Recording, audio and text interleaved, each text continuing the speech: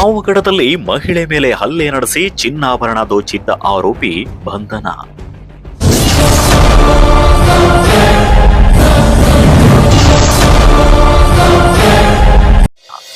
Inspector Suresh ನೇತೃತ್ವದ ತಂಡದ ಕಾರ್ಯಾಚರಣೆಗೆ ಮೆಚ್ಚುಗೆ ವ್ಯಕ್ತ.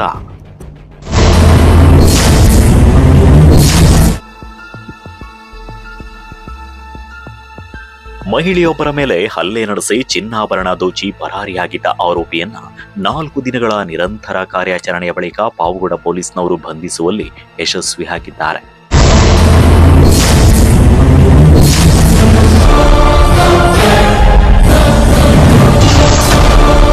ಹೌದು, ಇದೇ ಜುಲೈ 2ನೇ ತಾರೀಕು ಸಂಜೆ 6:45 ವೇಳೆಗೆ ಪಾವಗಡ ಪಟ್ಟಣದಲ್ಲಿ ಈ ಘಟನೆ ನಡೆದಿತ್ತು. ಪಾವಗಡ ತಾಲೂಕಿನ ಪಡವಳ್ಳಿ ಗ್ರಾಮದ ನಾಗಲಕ್ಷ್ಮಿ ಅವರು ಆಂಧ್ರದ ಮಡಕ್ಷಿರ ಸಮೀಪದ ಗಾರ್ಮೆಂಟ್ಸ್ ನಲ್ಲಿ ಕೆಲಸವನ್ನ ಮುಗಿಸಿಕೊಂಡು ಮನೆಗೆ ಮರಳುತ್ತಾ ಇದ್ರು.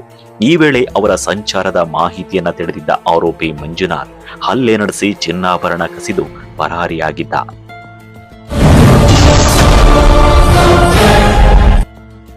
ಈ ವೇಳೆ ಗಾಯಗೊಂಡಿದ್ದ ನಾಗಲಕ್ಷ್ಮಿ ಆಸ್ಪತ್ರೆಗೆ ದಾಖಲಾಗಿದ್ದು ಚಿಕಿತ್ಸೆ ಪಡೆದ ಬಳಿಕ ಪಾವಗಡ ಪೊಲೀಸ್ ಠಾಣೆಗೆ ದೂರು ನೀಡಿದ್ರು.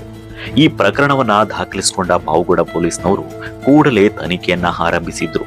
ಸರ್ಕಲ್ ಇನ್ಸ್ಪೆಕ್ಟರ್ ಸುರೇಶ್ ಅವರ ನೇತೃತ್ವದಲ್ಲಿ ವಿಶೇಷ ತಂಡ ರಚಿಸಿ ತಾಂತ್ರಿಕ ಮಾಹಿತಿ ಹಾಗೂ ವಿವಿಧ ಮೂಲಗಳಿಂದ ಮಾಹಿತಿ ಸಂಗ್ರಹಿಸಿ ಆರೋಪಿ ಚಲನವಲನದ ಮೇಲೆ ನಿಗಾ ವಹಿಸಿದ್ರು.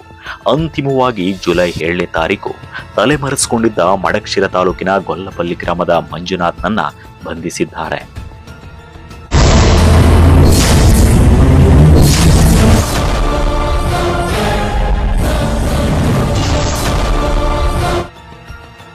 ಇಂದು ಆರೋಪಿಯನ್ನ ಘಟನಾ ಸ್ಥಳ, ಬಸ್ ನಿಲ್ದಾಣ, ಇತರೆ ಜಾಗಗಳಿಗೆ ಕರೆತಂದು ಮಹಾಜರನ್ನ ನಡೆಸಲಾಯಿತು.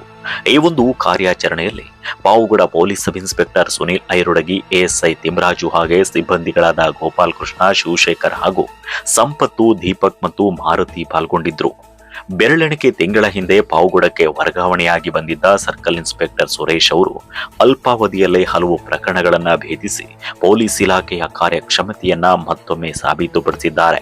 ಮಹಿಳೆ ಮೇಲಿನ ಹಲ್ಲೆ ಹಾಗೂ ಚಿನ್ನಾಭರಣ ದರೋಡೆ ಪ್ರಕರಣವನ್ನ ಶೀಘ್ರವೇ ಭೇದಿಸಿರುವುದಕ್ಕೆ ಸಾರ್ವಜನಿಕರು ಪೊಲೀಸ್ ತಂಡವನ್ನ ಅಭಿನಂದಿಸಿದ್ದಾರೆ.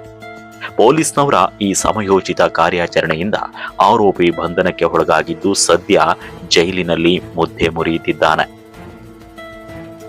Naveen Kilarlahalli, lead news, Pavagada.